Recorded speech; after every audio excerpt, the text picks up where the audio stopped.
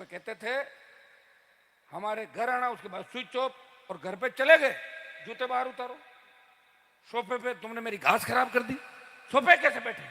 उनकी बेटे की बहू में कहती थी, पोतियां कहती थी सोफे पे कैसे बैठे, दादाजी का सोफा खराब कर दिया, और तुम वहां से बेइज्जती करा के आते थे। मैं कहता हूँ सोफे बैठो और सोफे पे बीड़ी भी पीकर यूं करते हैं, मसलते हुए सोफे को तोड़ते हैं। ताकत दी तुम। और कई बार अपनों को जगाने के लिए लड़ना भी पड़ता है। मैं चाहता तो मेरी पत्नी को एमपी बना लेता, छोटे भाई को बना लेता और एमएलए रह जाता, मुझे कौन रोक रहा था। लेकिन मेरी लड़ाई उन लोगों से थी जो यहाँ लोगों को ठग रहे थे, वो तो घर बैठ गए सारे के सारे। अब तो मेरे यहाँ काम करने वाले जो मेरे यहाँ काम करते थे वही मेरे सामने लड़ रहे हैं, तो उनको तो मैं क्या करूँगा, अपना आप सड़ जाएंगे समय के साथ।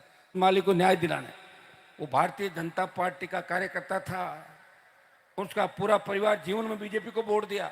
वहां के विधायक और उनके गुंडों ने जिस तरह बच्चे के साथ मारपीट करी, 25 फ्रैक्चर एक पैर के अंदर है, इससे आप अंदाज लगा लो कि किस तरह के नेता वहां हैं और किस तरह के हम लोग हैं। लोग तो हमारे को खूब गालियां देते हैं सोशल मीडिया पे, हमने तो किसी के हाथ पैर नहीं तोड़वाया आज तक, आदत नहीं। बच्चे हैं, बेग जाते हैं, माफी मांग लेते हैं, माफ कर देते, चलता रहता राजनीति के अंदर।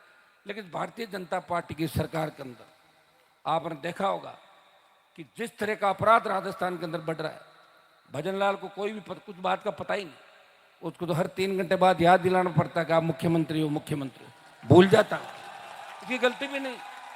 अभी किसी बच्चे को उठाकर अगर सीएम की कुर्सी पे बिठा दे, उसको क्या पता सीएम का पावर क्या होता है, क्या डेकोरम होता है, जो दिन में बयान कुछ, दोपहर को कुछ और शाम को बयान कुछ। ये तो भाग्य, देखो मैं भाग्य पे भरोसा भी नहीं करता था, लेकिन भजनलाल के बनने के बाद और अहमदाबाद के अंदर जो यात्री बच गए उस विमान दुर्घटना के अंदर, 2 व्यक्तियों को देख के मैं कह सकता हूं कि इंसान का भाग्य भी होता है। अब